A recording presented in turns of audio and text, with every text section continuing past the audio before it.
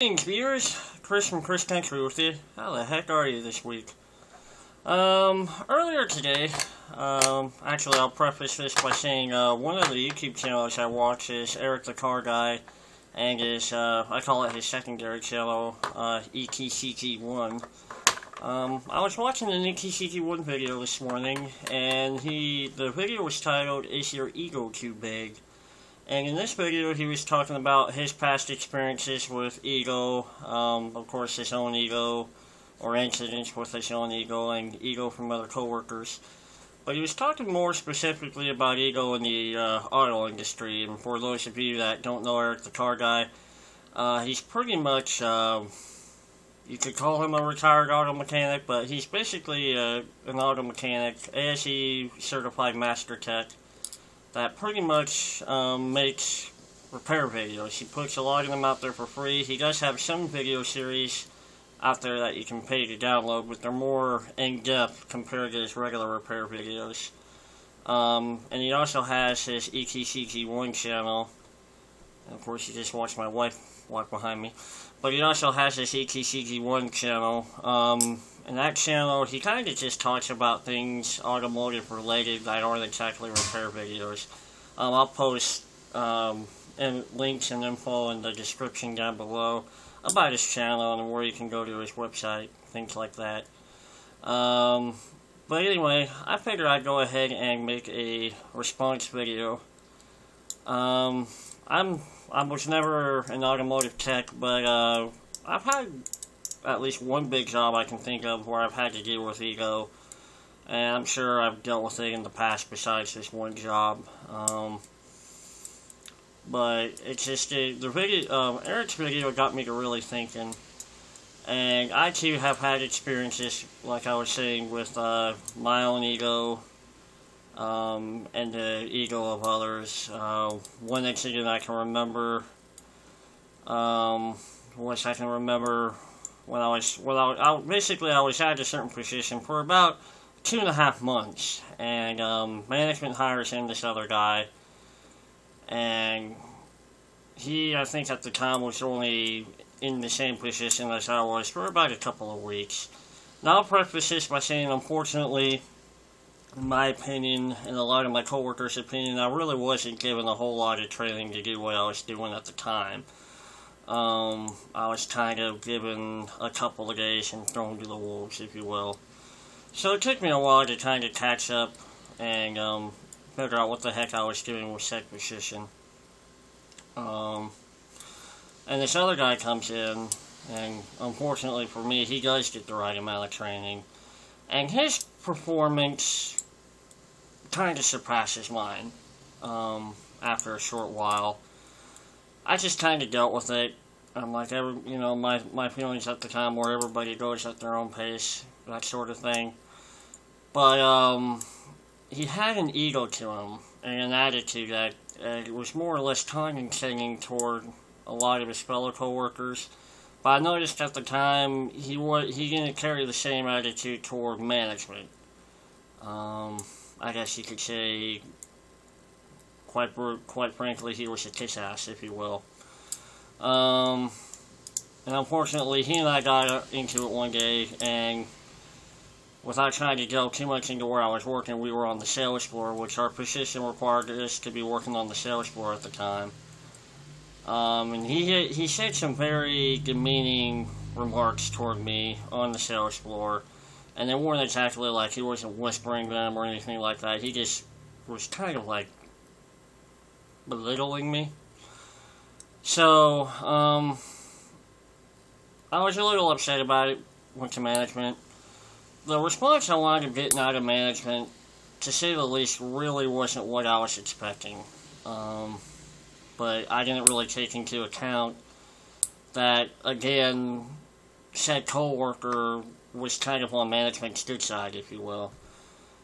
So it basically came around to say, they came around and turned around and said I was the one with the attitude problem, and I really needed to listen to said coworker a lot more often, and go by what he wanted to do rather than my own methods, which is how the whole argument kind of blew up in the first place. Looking back, I think it was a little bit of both.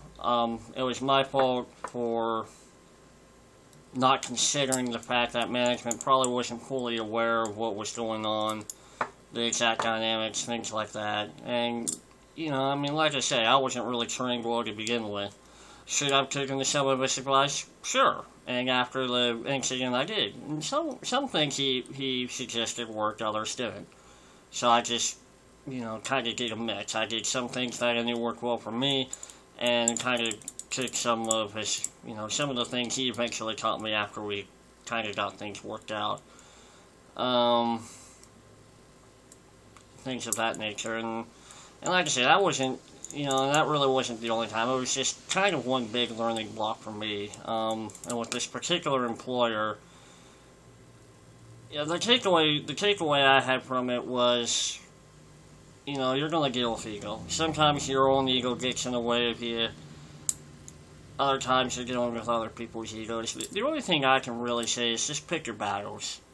Sometimes, you know, you're going to have somebody who's having a rough day, and for whatever reason, something you do, either positive or negative, just sets them off the wrong way. And it can sometimes lead to some interesting situations, which I've been involved with countless times.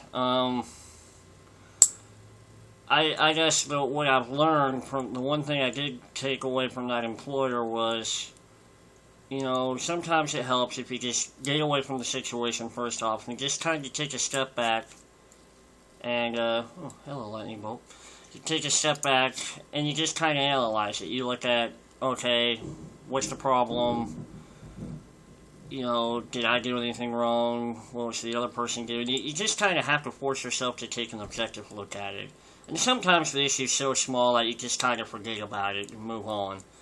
And there's a lot of times that happened, and, you know, somebody would go off on me for whatever, and, I mean, if I screw, you know, and that's the other thing, too, if you screw up, the best thing you can do is just be accountable for your mistakes. If you know you did something, and you own up to it, generally everything smooths out.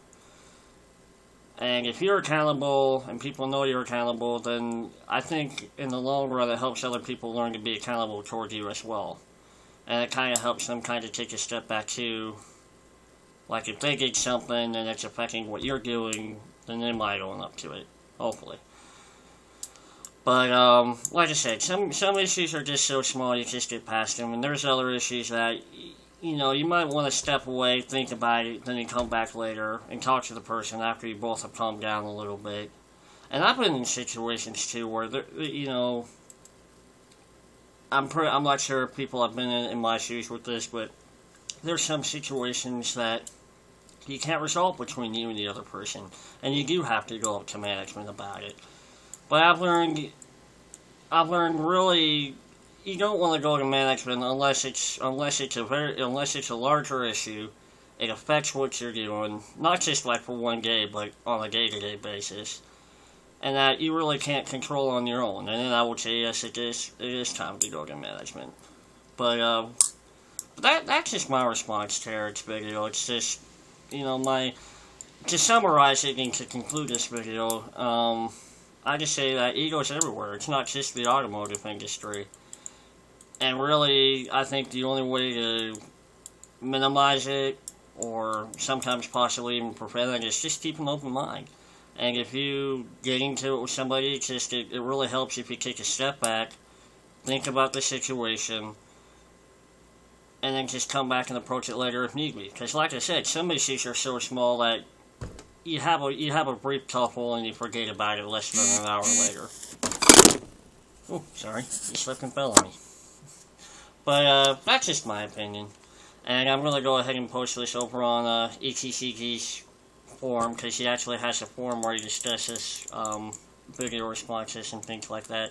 And of course you can find this video on my YouTube channel. So that's my thoughts. I am Chris for ChrisCountry. You can always find me on Facebook at ChrisCountry. Or of course feel free to rate, comment, and subscribe to my videos here on YouTube. And you'll also find this particular video over at the ETCG forum in the response to his ETCG1 video today. I hope you all have a great day, and a great week, and we will catch you on my next video. See ya.